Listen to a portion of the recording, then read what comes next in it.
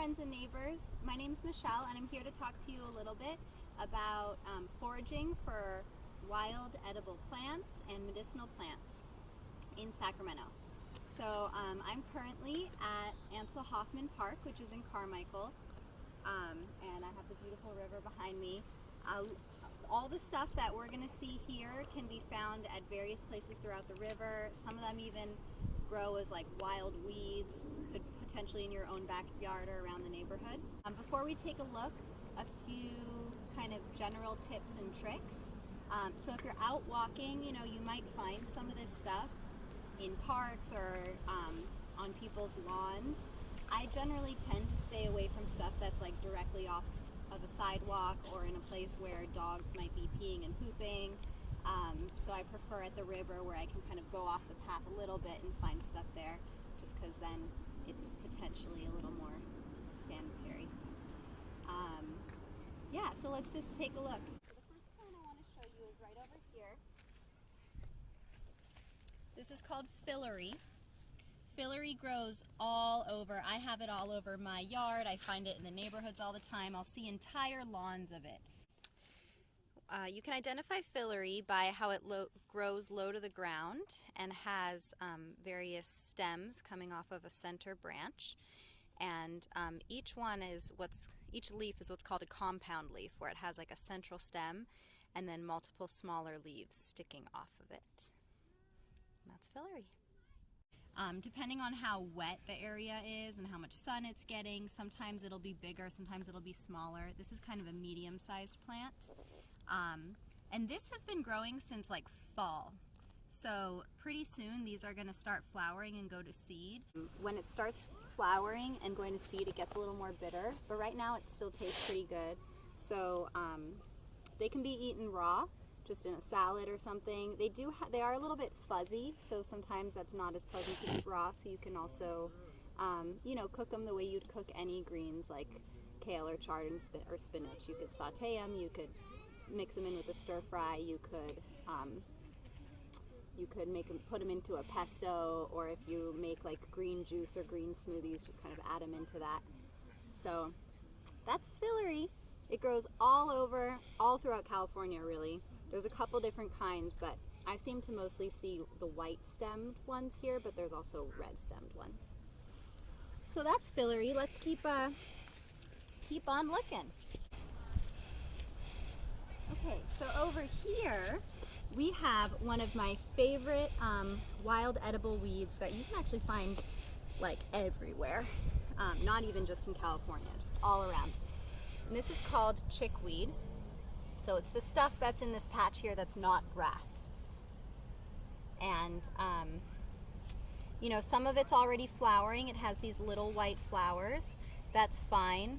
You can eat the flowers too. They also start to get a little bitter, but they're still pretty good. They also have some tiny hairs, but I find them pretty small, and I find them to still be really yummy, just raw. But some people find them bothersome. But that's one identifying feature of them, is that it has all these little white hairs on it. It has these, small opposite leaves that grow on opposite sides of the stem from each other. That's what that means when you say opposite leaves. And they grow along these long stems. And you often find them in like patches, but you could also find small bits of them. Chickweed, I really like to just eat raw. I put it in my salad. I have some friends that use them in like juice and in smoothies. It's been used as a medicinal plant as well, so it can be, it's really good for a host of various different things. It's super nutritious. It has all kinds of vitamins and minerals in it. When I'm going to use it medicinally, it's good for the skin. You can use it in that you can grind it up or chew it up and then put it on cuts, and it can help them heal. And then you could also put it in tea as just kind of extra general nutrients, and it's kind of a generic thing that's helpful for everything. So it's really good, really mild flavored green, so that's why I really like it, and it's nutritious and it tastes amazing. Let's keep looking.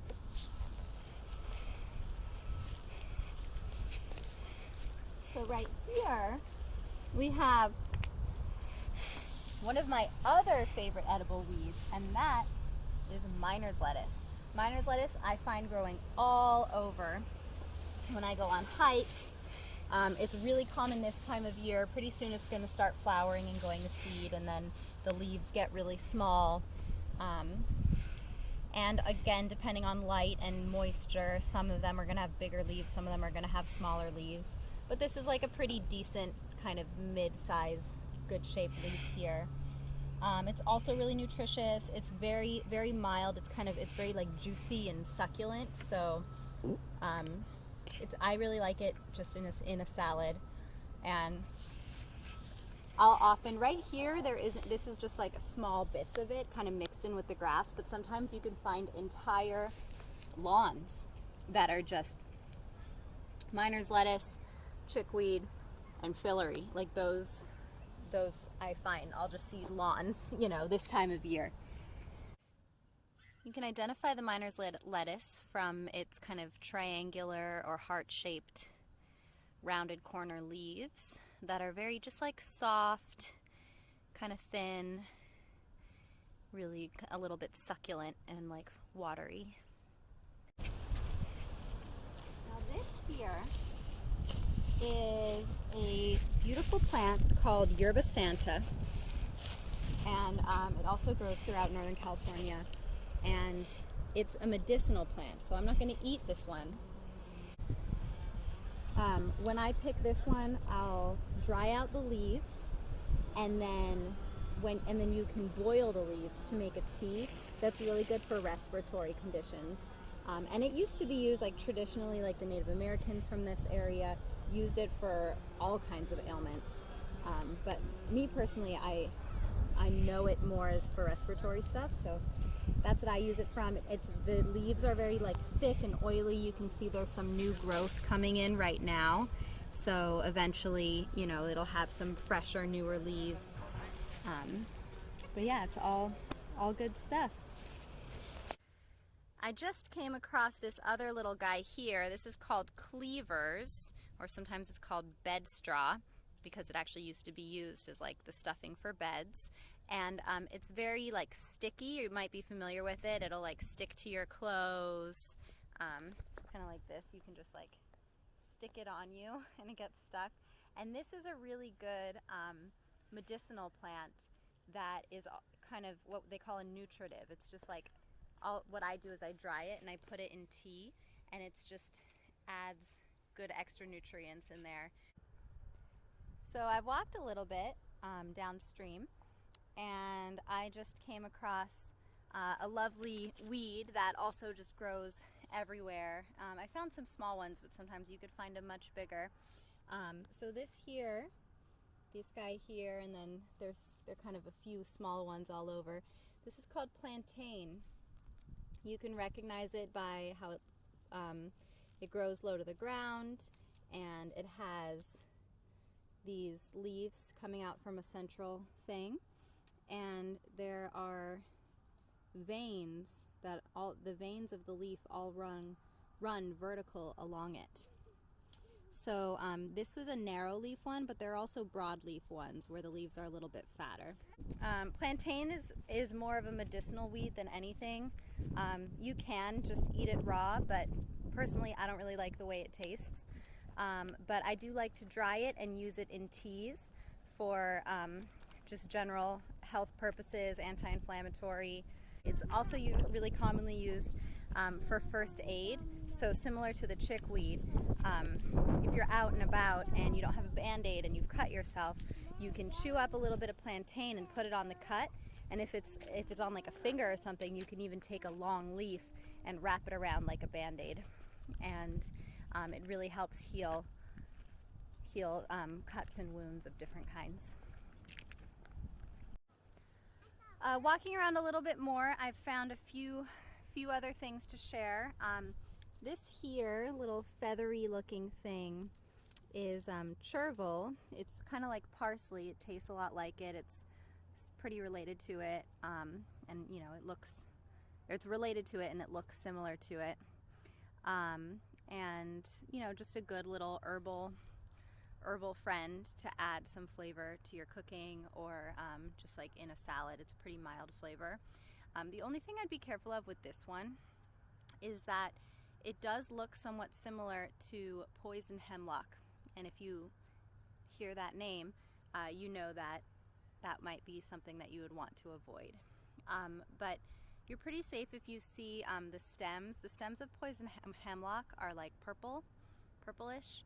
So this one's all nice and green, so I feel okay about it. And then these are really young right now, but right now they're really starting to come up, and by spring they'll be, you know, pretty big, and they'll start getting white flowers. And anyway, now's a good time to eat them when they're all young and fresh. Walking a little further, I've found some young mugwort. Mugwort is native to here and was used by the Native Americans for various things, general medicinal purposes, and also it's very, very aromatic, and if you touch it and then smell, it's a little bit, I would say it's kind of similar to oregano. And right now they're just young and they're just starting to come up, but in another few months they can be you know, as tall as a person, at the tallest ones anyway.